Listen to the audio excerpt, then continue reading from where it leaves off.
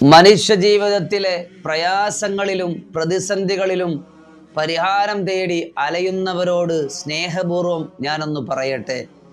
അള്ളാഹുവിൻ്റെ പരിശുദ്ധമായ ഖുർആനിലും അള്ളാഹിൻ്റെ അസ്മാഉൽ ഹുസ്നയിലും ഹബീബായ തങ്ങൾ നമുക്ക് തന്ന ഒരുപാട് ദിക്റുകളിലും നമുക്കെല്ലാവർക്കും പരിഹാരമുണ്ട്.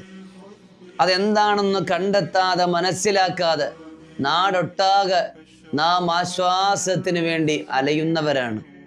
ഇന്നെനിക്ക് പറയാനുള്ളത് സൂറത്തുൽ ഇഖ്ലാസിൻ്റെ മഹത്വങ്ങളെ പറ്റിയാണ്.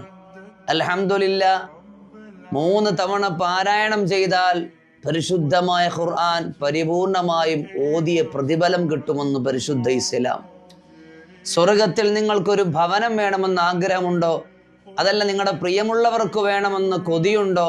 സൂറത്തുൽ ഇഖ്ലാസിനെ 10 പ്രാവശ്യം ഒരാൾ ചൊല്ലിയാൽ അയാൾക്ക് അല്ലാഹു തആല സ്വർഗത്തിൽ ഒരു ഭവനം നൽകും. അതല്ല നമ്മുടെ പ്രിയമുള്ളവർക്ക് വേണ്ടി നാം ഓതിയാൽ അവർക്ക് അല്ലാഹു തആല സ്വർഗീയ ഭവനം തരുമെന്ന് മഹത്തുക്കൾ രേഖപ്പെടുത്തിയത് കാണാം. മരണപ്പെട്ടവർക്ക് വേണ്ടി എന്തെങ്കിലും നിങ്ങൾക്ക് സമ്മാനിക്കാൻ പറ്റുമെങ്കിൽ സൂറത്തുൽ ഇഖ്ലാസിനെ അവർക്ക് വേണ്ടി ഓതി ഹദിയ ചെയ്യൂ. മുആദ് ഇബ്നു അനസ് റളിയല്ലാഹു അൻഹു പറഞ്ഞതായി അഹമ്മദിൽ ഇത് റിപ്പോർട്ട് ചെയ്തിട്ടുണ്ട്. അള്ളാഹു നമ്മെ സ്വീകരിക്കട്ടെ.